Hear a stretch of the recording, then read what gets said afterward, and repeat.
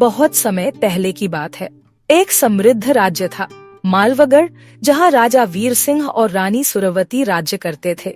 उनके 2 संतानें थीं, बड़ी पुत्री राजकुमारी दिव्या और छोटा पुत्र राजकुमार आदित्य। दोनों ही अत्यंत बुद्धिमान, परोपकारी और धार्मिक प्रवृत्ति के थे। उनका विश्वास था, जो होता है वह भगवान की इच्छा से होता है। यह कहानी है उसी विश्वास की जिसने संकट की घड़ी में भी उन्हें अडिग रखा और अंत में ईश्वर ने उनकी श्रद्धा का उत्तर दिया। मालवगढ़ की परंपरा थी कि प्रत्येक शुभ कार्य से पूर्व भगवान की पूजा की जाती थी। राजकुमारी दिव्या प्रतिदिन सूर्योदय से पूर्व माँ अन्नपूर्णा के मंदिर में जाती।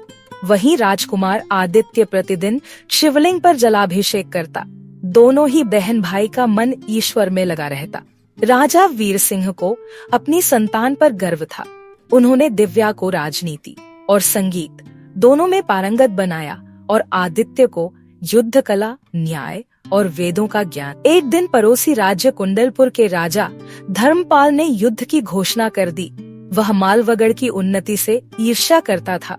उनके सैनिक सीमाओं पर हमला करने लगे। राजा वीर सिंह ने तुरंत मंत्रणा बुलाई।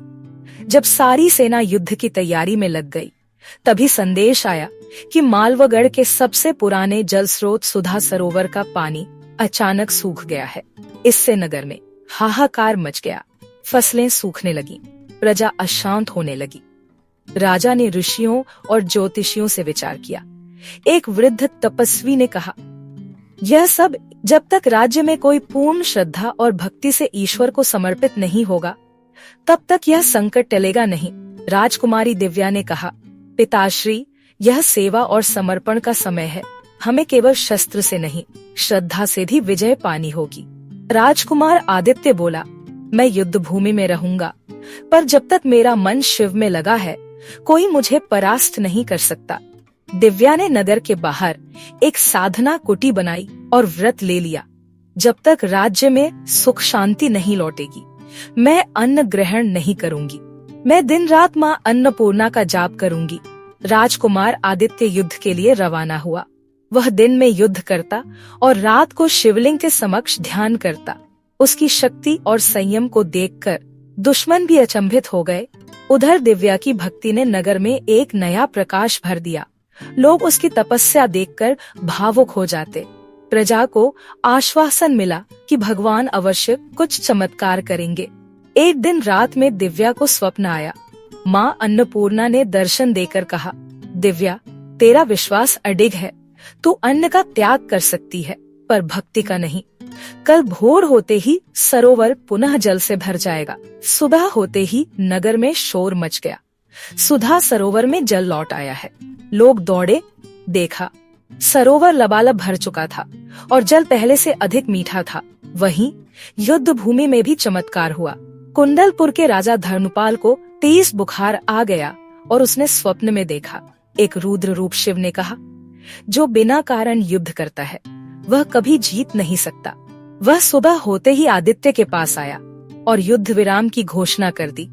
दिव्या की भक्ति और आदित्य की वीरता ने मालवगढ़ को बचा लिया। राज्य में चारों ओर उत्सव का माहौल था। राजा वीर सिंह ने नगर के मध्य एक विशाल मंदिर बनवाने का आदेश दिया।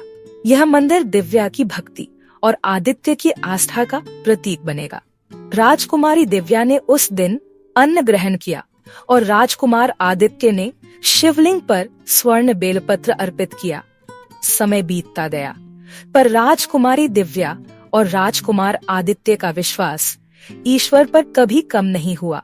उन्होंने सिखाया, भक्ति का अर्थ केवल पूजा नहीं, समर्पण है। जब संकट आए तो घबराओ नहीं। अगर मन सच्चा है और श्रद्धा अडिग, तो ईश्वर स्वयं मार्ग दिखाते हैं। मालवगढ़ में आज भी दीपावली की रात सबसे बड़ा दीपक उस मंदिर में जलता है, जहाँ ये 2 राज संतानों ने अपने विश्वास से ईश्वर को प्रकट किया था।